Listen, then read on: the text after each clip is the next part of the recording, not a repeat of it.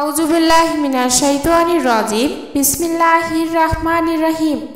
মার্কিন যুক্তরাষ্ট্রের আইনসভার গঠন ক্ষমতা ও কার্যাবলী আলোচনা করো। ভূমিকা। মার্কিন যুক্তরাষ্ট্রের জাতীয় আইনসভা হল কংগ্রেস। আইন প্রণয়ন কংগ্রেসের প্রধান কাজ, কিন্তু একমাত্র কাজ নয়। মার্কিন সংবিধানের রচয়িতাগণ আইন প্রণয়নের গণ্ডির মধ্যেই কংগ্রেসের কার্যাবলীকে সীমাবদ্ধ রাখতে চায়নি। পারস্পরিক নিয়ন্ত্রণ ও ভারসাম্যের নীতি অনুসারে আইন প্রণয়ন সংক্রান্ত ক্ষমতার বাইরেও কংগ্রেসের উপর কতকগুলো ক্ষমতা ন্যস্ত করা হয়েছে। বস্তুতপক্ষে মার্কিন কংগ্রেসের ক্ষমতা ও কার্যাবলী বহু ও বিভিন্ন। মার্কিন শাসনতন্ত্রে উল্লেখিত ক্ষমতা ছাড়াও শাসনতান্ত্রিক রীতিনীতিও সুপ্রিম কোর্টের রায়ের মাধ্যমে ও কংগ্রেস বিভিন্ন ক্ষমতার অধিকারী হয়েছে। মার্কিন কংগ্রেসের ক্ষমতা ও কার্যাবলী। মার্কিন কংগ্রেস কতিপয় কার্যাবলী ও ক্ষমতা ভোগ করে থাকে। এই ক্ষমতাসমূহকে আবার দুই ভাগে ভাগ করা যায়, যথা আইন প্রণয়নের ক্ষমতা, 2 নম্বর হচ্ছে অন্যান্য ক্ষমতা। নিম্নে কংগ্রেসের ক্ষমতা ও কার্যাবলী আলোচনা করা হলো। 1 নম্বর হচ্ছে আইন প্রণয়নের ক্ষমতা। কংগ্রেস হলো মার্কিন যুক্তরাষ্ট্রের জাতীয় আইনসভা। জাতীয় আইনসভা হিসেবে কংগ্রেসের মূল কাজ হলো আইন প্রণয়ন করা।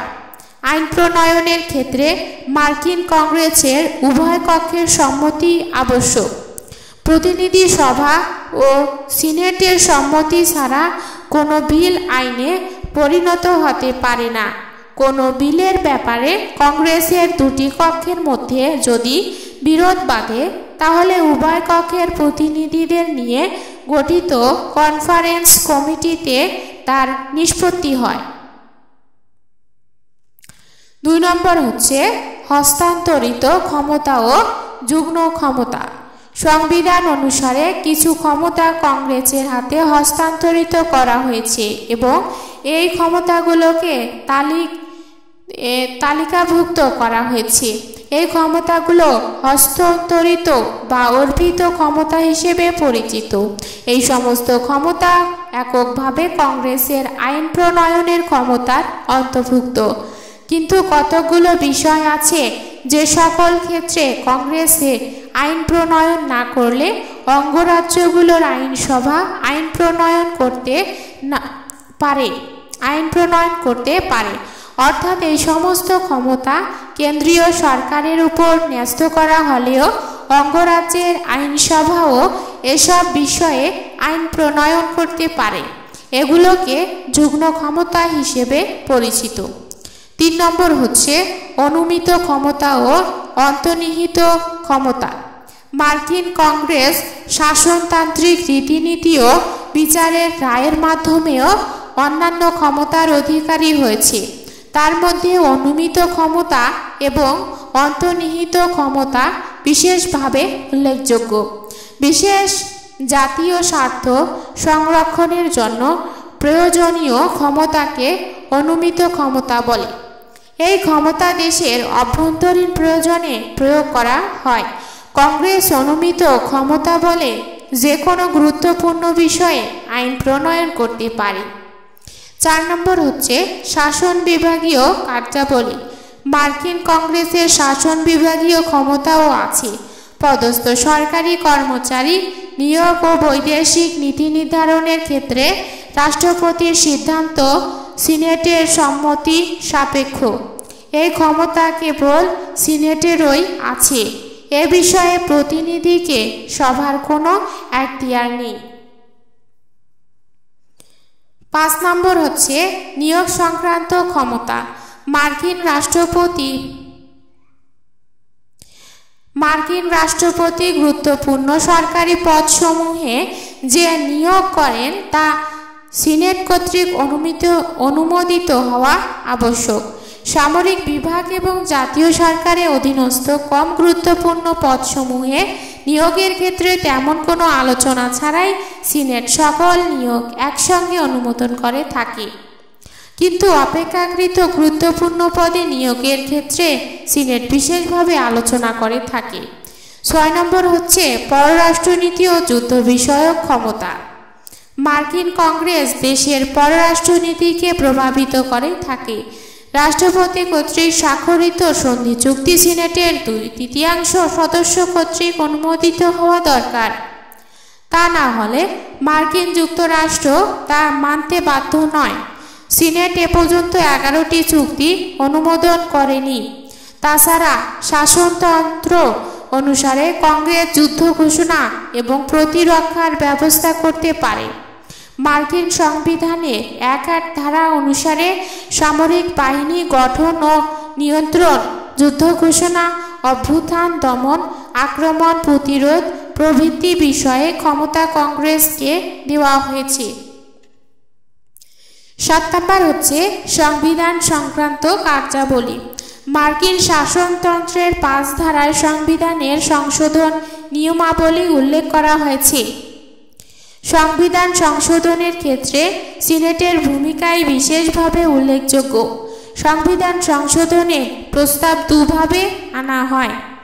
1 নম্বর হচ্ছে কংগ্রেসের উভয় কক্ষে 2/3 সদস্যের সমর্থনের ভিত্তিতে প্রস্তাব গ্রহণের মাধ্যমে, ও 2 নম্বর হচ্ছে অঙ্গরাজ্যগুলোর 2/3 অনুরোধে কংগ্রেস কর্তৃক আহুত জাতীয় সম্মেলনে প্রস্তাবসমূহ কংগ্রেসই আনয়ন করে। 8 নম্বর হচ্ছে নির্বাচনমূলক কার্যাবলী। রাষ্ট্রপতি নির্বাচনের সময় ভোট গণনার কালে কংগ্রেসের অধিবেশন আহ্বান করা হয়। রাষ্ট্রপতি নির্বাচনে প্রতিদ্বন্দ্বী প্রার্থীদের মধ্যে কেউ প্রয়োজনীয় সংখ্যাগরিষ্ঠতা লাভ করতে না পারলে সর্বাধিক ভোট 3 জন প্রার্থীর মধ্যে থেকে প্রতিনিধি সভা একজনকে রাষ্ট্রপতি পদে নির্বাচিত করে।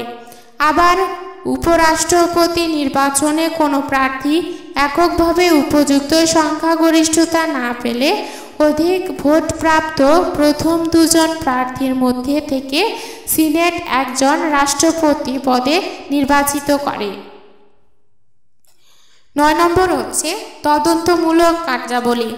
মার্কিন শাসনতন্ত্রে কংগ্রেসের তদন্তমূলক কার্যকলাপের ক্ষমতা সম্পর্কে সুস্পষ্ট কোনো উল্লেখ নেই, কিন্তু মার্কিন সুপ্রিম কোর্টের মতানুসারে তদন্তের কাজে কংগ্রেসের আইন প্রণয়ন সংক্রান্ত ক্ষমতার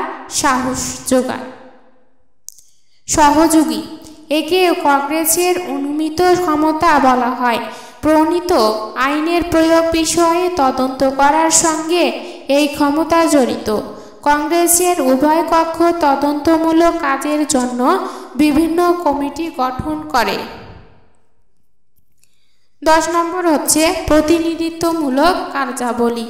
কংগ্রেসের সদস্যদের নিজ নিজ নির্বাচন ক্ষেত্রে ও নির্বাচক মণ্ডলীর স্বার্থের দিকে নজর রাখতে হয়।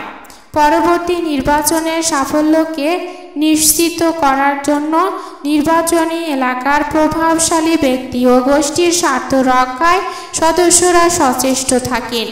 সদস্যরা নিজ নির্বাচনী এলাকার বিভিন্ন স্বার্থকে ঐক্যবদ্ধ করেন, নির্বাচক মণ্ডলীর সুযোগ সুবিধার সুপারিশ করেন। 11 নম্বর হচ্ছে অর্থ ও বাণিজ্য সংক্রান্ত কার্যাবলী। মার্কিন কংগ্রেসই হল কর ধার্য ও অর্থ মঞ্জুর করার বার্তা। রাষ্ট্রপতি কংগ্রেসে অর্থ মঞ্জুরের প্রস্তাব পেশ করেন। এই প্রস্তাবের উপর সমালোচনা ও বিতর্কের মাধ্যমে কংগ্রেসে মার্কিন শাসন ব্যবস্থায় উপর নিয়ন্ত্রণ বজায় রাখার সুযোগ পায়। কংগ্রেস অর্থ বরাদ্দ হ্রাস করতে ও অসম্মতি জানাতে পারে। তাছাড়া কংগ্রেস মুদ্রা প্রচলন,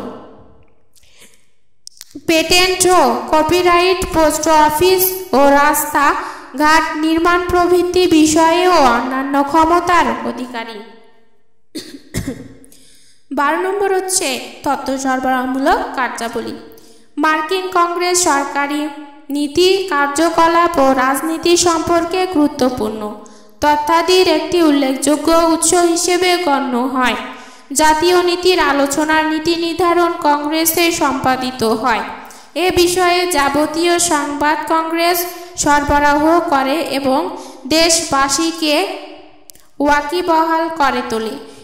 একদিক থেকে কংগ্রেসের শিক্ষামূলক ভূমিকাকেও অস্বীকার করা যায় না। উপসংহার: পরিশেষে বলা যায় যে মার্কিন কংগ্রেস পৃথিবীর মধ্যে সবচেয়ে শক্তিশালী আইনসভা, কেননা মার্কিন যুক্তরাষ্ট্র বর্তমান বিশ্বের সুপার পাওয়ার। তার এ সুপার পাওয়ারের সমস্ত কার্যাবলী নীতি নির্ধারণ সর্বদা মার্কিন কংগ্রেস কর্তৃক হয়ে থাকে। মার্কিন কংগ্রেসের সিনেটর প্রতিনিধি ও সকল নীতিমালা প্রণয়ন করে ও কার্যাবলী সম্পাদনা করে থাকে। মার্কিন কংগ্রেস অধিক শক্তিশালী হয়ে ওঠে।